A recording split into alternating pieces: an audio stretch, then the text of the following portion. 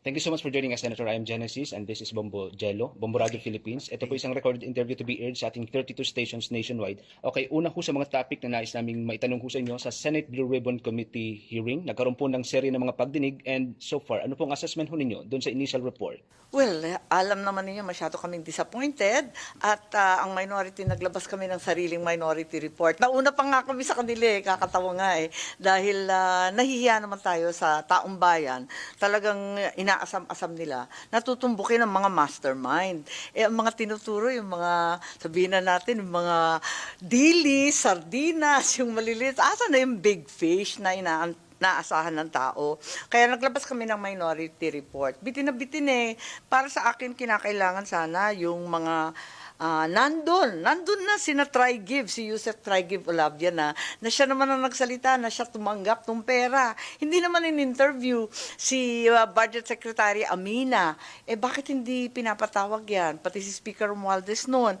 At yun nga, si Sergeant Gutesa, yung 18 Marines, kung sino-sino tinatawag at kung ano-ano tinatalakay, pero yung mga nagsasalita lang talaga, hindi naman tinutumbok yung mastermind.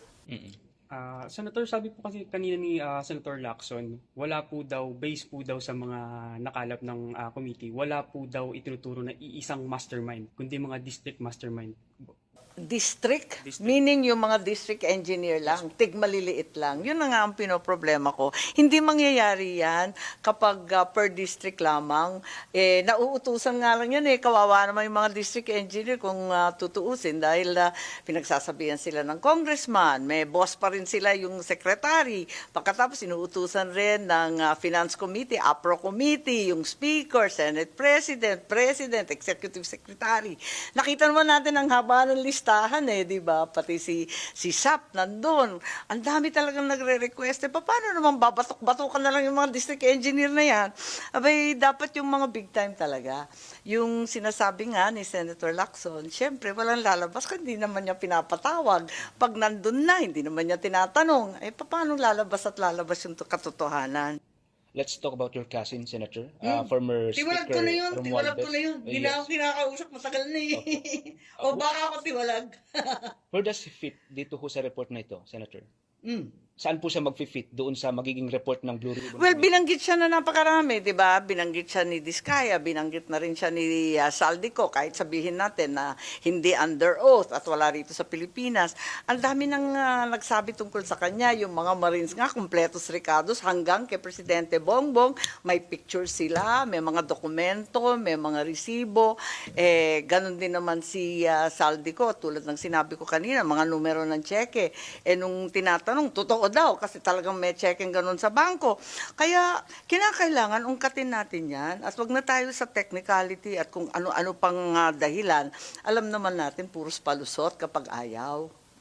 Nagkakaroon tuloy ng bahid na may pinoprotektahan, may pinagtatago. Alam mo yon, pangit yun Kinakailangan sabihin yung totoo para matumbok na natin to kasi habang nagkakaganito, walang pumapasok na investment, mababa ang sahod. Ayan, tapos yung trabaho nawawala pa kasi ang daming nagsasara dito sa oil shock. Talking about dating Speaker Romualdez, Senator, and Saldico, sabi po kanina ni Santing sa press con, ihaharap niya po daw yung 18 Marines dito sa hearing pag makakauwi na po daw si Saldico sa Pilipinas. Ang problema, di ba, kung ano-ano ang announce sa Malacanang, si Presidente pa mismo nagsabi na naaresto na, yun pala hindi naman totoo. Yun nga, nakuryente silang lahat. Kaya ngayon, wala nang naniniwala. At kung aantayin natin yan, baka naman until kingdom come, hindi pa tapos yan. Kaya sana, kung sino narito, iharap na kaagad. You used to be the chair ng Foreign Committee ng Senate, Senator. Anong take ko ninyo doon kay Saldico? May nakukuha kayong information na pwede kong i-share sa public? Wala naman. Pero nababalitaan ko na nandun nga sa Europe At hindi ganoon kasimple yung magpa-extradite dahil ang European, dahil sa kanilang kasaysayan, mahigpit na mahigpit sa political oppression kasi nangyari na sa kanila.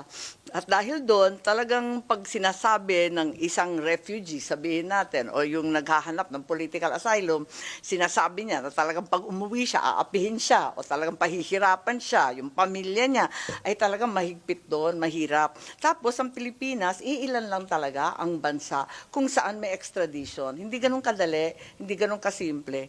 Pero inaasahan ko na uuwi at magsasabi ng totoo si Saldico. Sabi naman niya, handang-handa siya. One last question sa Blue Ribbon Committee at sa flood control scandal.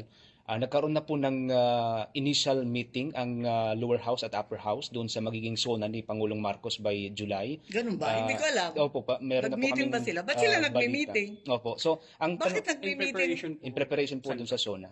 Akala ko nagme-meeting. Kasi usually, syempre yung SONA, naghahanda yung mga executive departments, kinukumpuni lahat ng report nila, lahat ng accomplishment nila. Siguro yung physical arrangements lang yung sa Congress kasi doon naman sinasagawa. Sa tingin po ninyo, Senator, may maganda bang maiuulat si Pangulong Marcos, ang kapatid ho ninyo, about sa flood control scandal, knowing na siya po yung naglabas ho nito? Oo nga, last year, di ba, parang nagpasabog na soundbite na biglang mahiya naman kayo. Yun, nagumpisa. It took on a life of its own. Parang nagkaroon talaga ng interest yung tao kung ano ba talaga ang nangyari. Tapos naglabas pa sila ng listahan. Pero hanggang ngayon, eto nga, sabi nga ninyo, papasok na naman tayo sa SONA. Wala pa naman nakikitang big fish, ika nga, mastermind, lahat yan. Walang-wala pa. Ngayon, nagme-meeting naman kami, pero yung meeting lang pagkatapos ng mahabang recess. Pero hindi pa napapag-usapan yung impeachment, kung ano yung strategiya ng minorya, kung anong gagawin namin, pagkat hindi pa naman namin natatanggap yung ulat mula sa House of Representatives.